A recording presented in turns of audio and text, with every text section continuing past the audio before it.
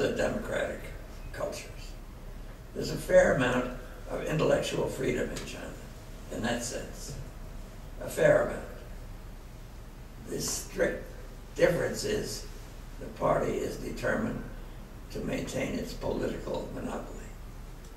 And it is very attentive to putting down anything that looks like an organized political movement.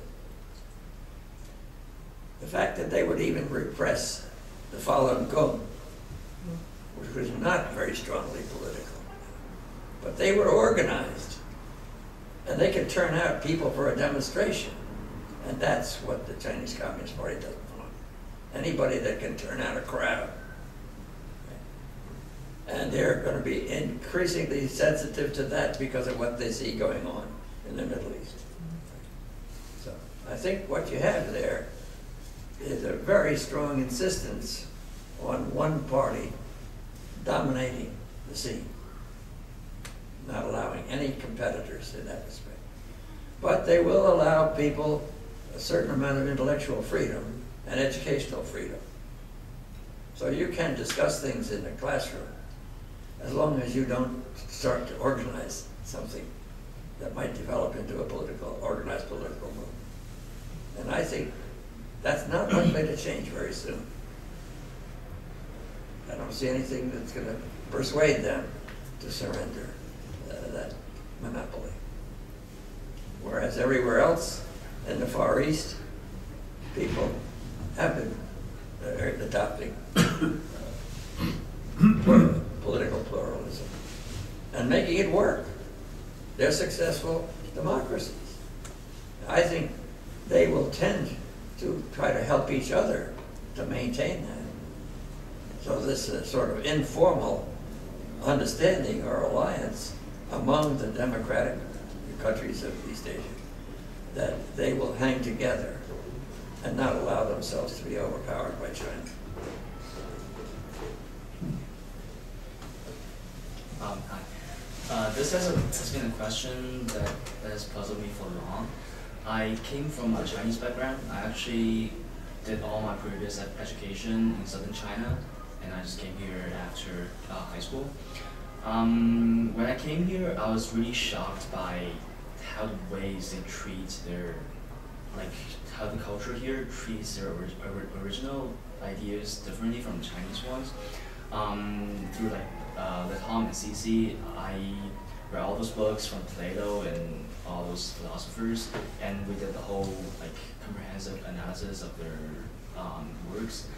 But it was actually one course I took with Professor Sherikar here that kind of really like get me.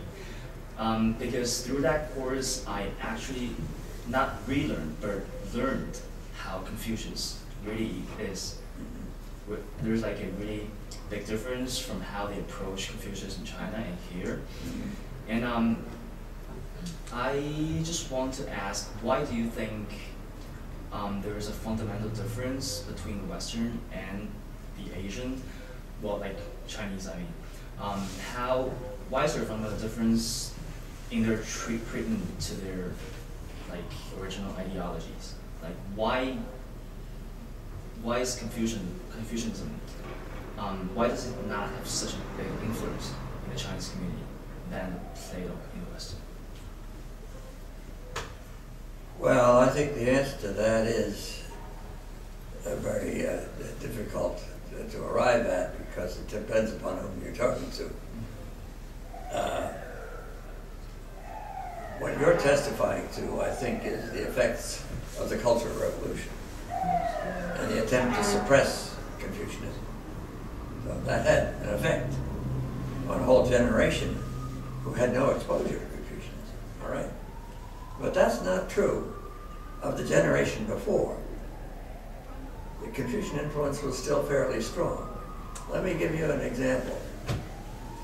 After the fall of the Gang of Four and the liberalization, the moderates came in, it was implicitly a rejection of the view that had dominated the Cultural Revolution, that everything is a matter of class warfare. Right? Everything was decided on the basis of class distinction. But when Deng Xiaoping and others came in, they did not want to go on with class struggle, you see. And they began to think of how they could overcome that mentality. Well, their great slogan became harmony. Everybody be nice to everybody else.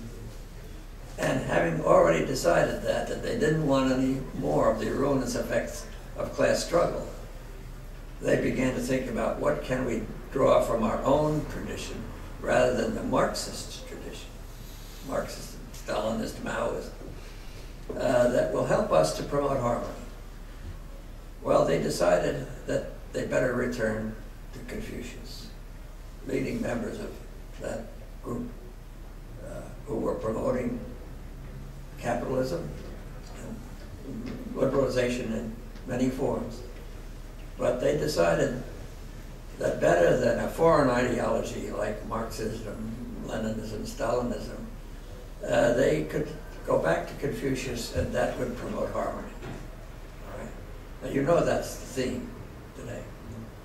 And when they started that, they decided to invite people from abroad to meet with them to celebrate Confucius' birthday. I was invited to come and give the keynote address in Beijing when they started the first attempt to celebrate Confucius' birthday, after years in which, you know, Confucius was a dirty word. But they recognized that we had engaged in serious study of Confucianism, as they had not. So that's why they invited me, and Jiang Zemin, who was the president at the time, came to hear my lecture and talked to me afterwards. And he said, I remember when as a child, I did read the Confucian classic texts with my father. And I still remember some of the things that I learned at that time. That, of course, was before he became a communist and got caught up in the revolution, especially the Cultural Revolution. So we know that there was a generation before that had some understanding of Confucius. I won't say it's perfect.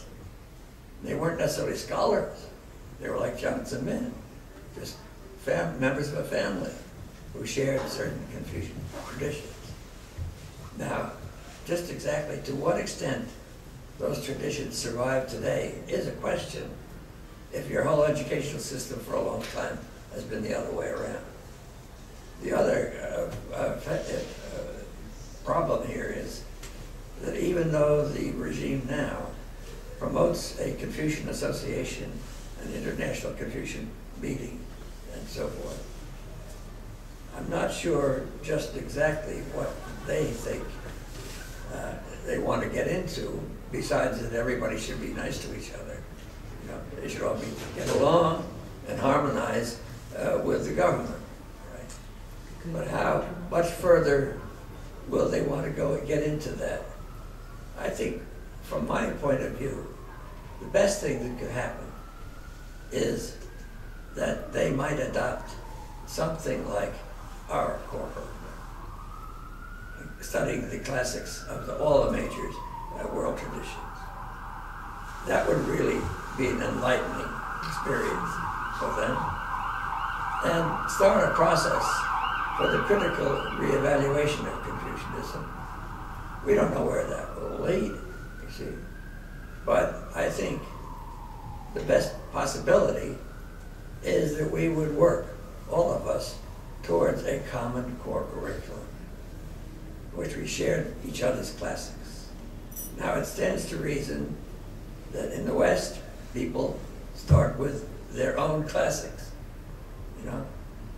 And I don't think it's necessarily a good idea to say that you should throw Confucius into a course that's dominated by Western classics. That's tokenism, and it won't work.